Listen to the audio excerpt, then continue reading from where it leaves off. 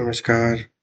आज जो उतने दिन से हम फ़िनाकल चला रहे हैं, उसमें जो मैंने अभी तक देखा कि हमें लोन और एफडी अकाउंट और सीसी अकाउंट खोलने में थोड़ी प्रॉब्लम हो रही है। तो आज हम पहले आरडी खोलेंगे, फिर सीसी और फिर लोन। ठीक है? तो मैं आज आपको बता देता हूँ, पहले हम आरडी खोलते हैं। आरडी को में ऑप्शन है अकाउंट ओपन करने का, HOAACTD। ठीक है? अकाउंट ओपन करेंगे।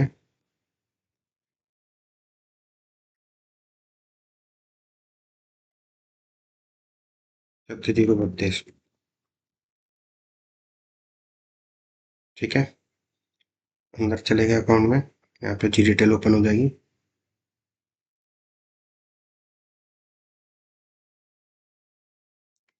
Mode of operation 012 003। और यहाँ पे आप डालेंगे डिस्पैच मोड सी। ठीक है? और यहाँ पे फ़ोन नंबर आएगा, जो आपका जो मोबाइल नंबर है। ठीक। इसके बाद हम जाएंगे टैक्स पे। इसमें इसको कोई चेंज नहीं करना है, कुछ चेंज नहीं करना है इसमें। सब कुछ एज इट इज रहने देना है, इसको कुछ चेंज नहीं करना है। स्कीम पे जाएंगे। ठीक है? यहाँ पे डालेंगे नंबर, अमाउंट आरडी का, जो भी आप आरडी खोलेंगे, कितने दिन के लिए खोल रहे हैं, 36। और यहाँ पे रीपेमेंट अकाउंट आईडी, ये कंपलसरी हो चुकी है। तो यहाँ पे रीपेमेंट अकाउंट आईडी डालेंगे। अगर ये नहीं डालोगे, वैसे तो ये कंपलसरी है, इन केस अगर आप नहीं डालते हो, तो जब आरडी एफडी क्लोज होगी ना, तो वो सेंट्री पेबल में चली जाएगी। फिर सेंट्री पेबल में कभी इतना पैसा हो जाएगा, आप लोगों को दिक्कत हो जाएगी। इसलिए ये लाइव में हो चुकी है। अगर आप लाइव अकाउंट खोलोगे तो उसमें हो जाएगी। इसके बाद रिन्यूअल ऑप्शन पे जाएंगे।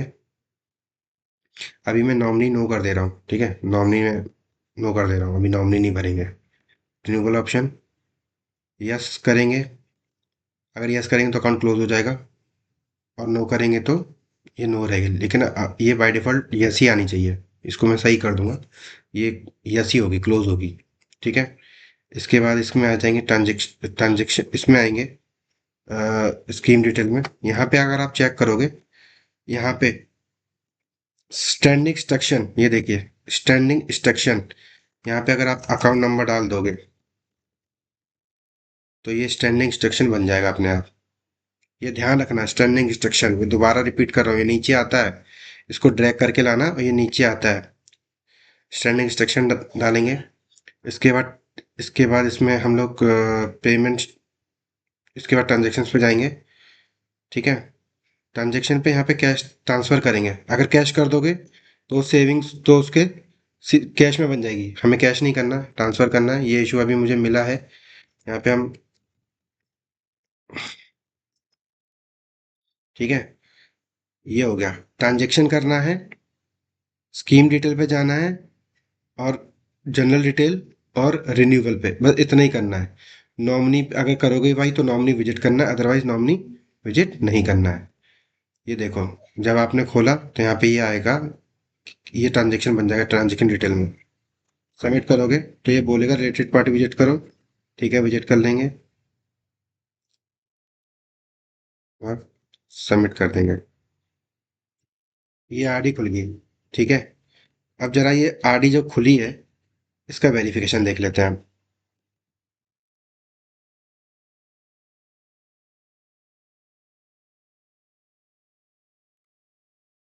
ठीक है?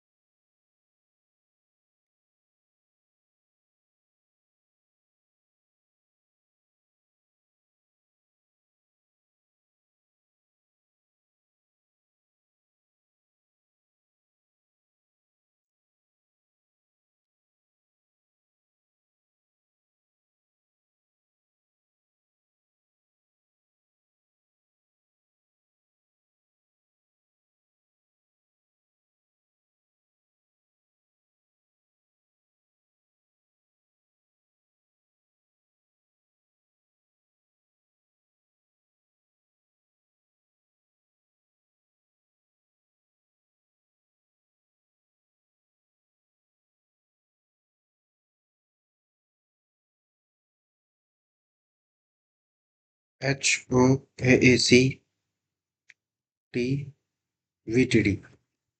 इन केस अगर इस अकाउंट में अगर कुछ मॉडिफिकेशन करना होता ना, MTD, ये भी एक मेनू है। अकाउंट वेरिफिकेशन से पहले अकाउंट में कुछ मॉडिफिकेशन करना है, सपोज करो उसका हम एफडी नंबर भूल गए या जो भी ट्रांजेक्शन आईडी डालना भूल गए या अकाउंट नंबर डालना नहीं भूल गए, उसका स्टैंडिंग सेक्शन का नंबर डालना भूल गए, तो जो अकाउंट ओपन करेगा वो वही अकाउंट बिफोर वेरिफिकेशन मॉडिफाई कर सकता है। ठीक है। अब जैसे ये अकाउंट में वेरीफाई करूंगा, अभी आपने जब देखा था ये अकाउंट में सिर्फ इतना डिटेल आई। अब जब आप अकाउंट वेरीफाई कर चुके होगे तो वहां देखना आपको क्या क्या चीजें मिलेंगी।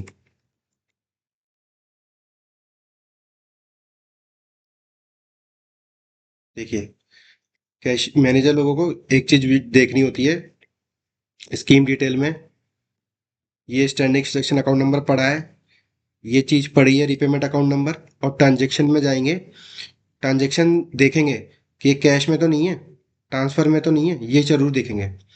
और नीचे यहाँ चेक करेंगे कि भाई अकाउंट नंबर डिपॉजिट का बनेगा ना, तो ये अकाउंट नंबर चेक करना कि ये डेबिट अकाउंट नंबर सेविंग का ही हो।